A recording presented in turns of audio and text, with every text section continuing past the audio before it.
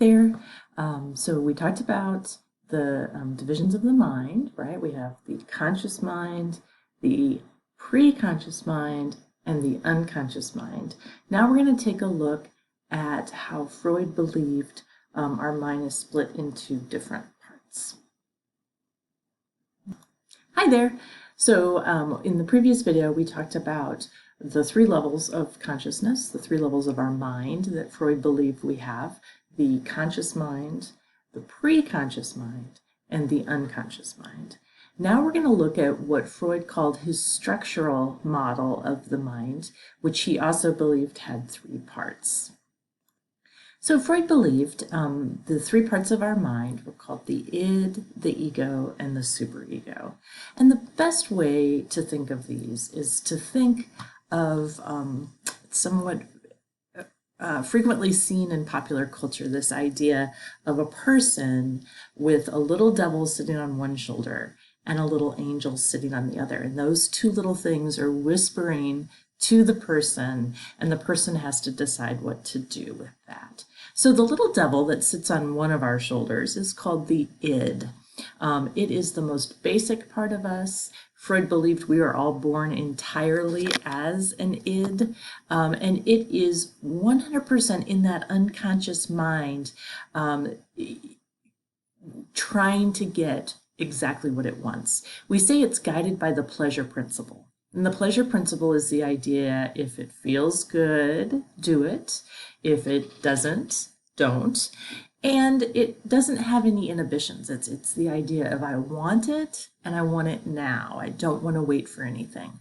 And that's that little devil that certainly is whispering in our ears.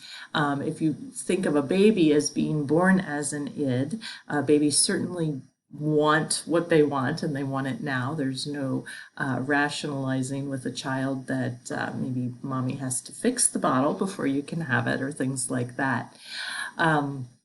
So it's a nice way to think of it, but I think the easiest way to think of the id is just that little devil that sits on one shoulder.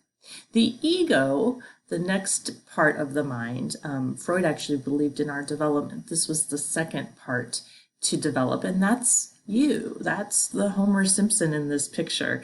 That is the individual who is in touch with reality, who has to balance the demands of these two other pieces of their mind: the devil on one shoulder, the id, and the angel on the other shoulder.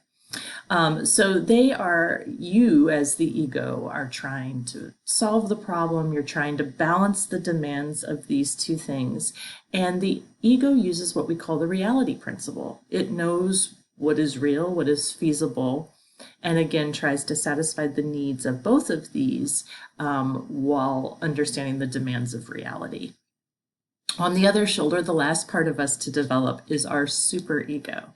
And like I said, we see this image in popular culture a lot, depicted as an angel, but it's not a nice angel. It's a really mean angel. For as extremely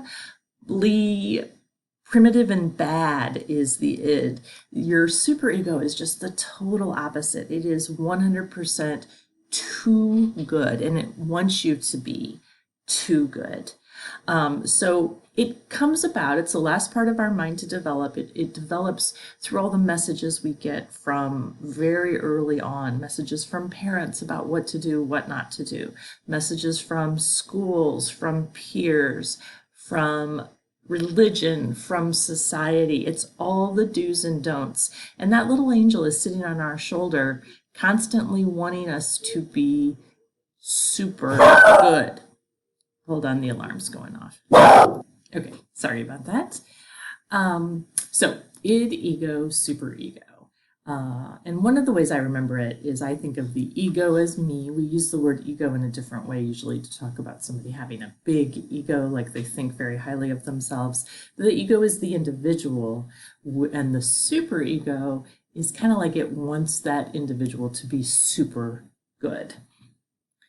Let's look at how this all looks in a much better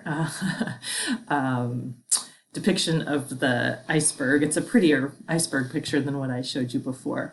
But what they've done in this is combine that iceberg analogy of our conscious mind, our preconscious mind and our unconscious mind with the three structural divisions, the ego, the superego, and the id. And I think that this helps make a lot of sense. So our ego, you can see by the outline here, is part of our conscious mind and also part of our preconscious. That stuff we can access, the stuff we know.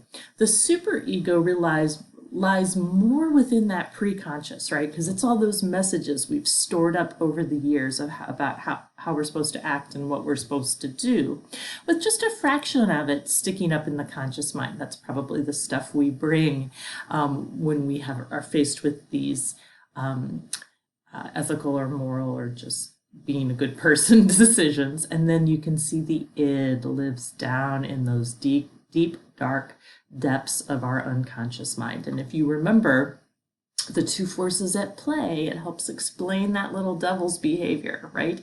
It is the battle between life and death, which manifests itself in human nature as our sex drive and our aggressive instincts. And it all comes back to that in the deepest, darkest depths of who we are.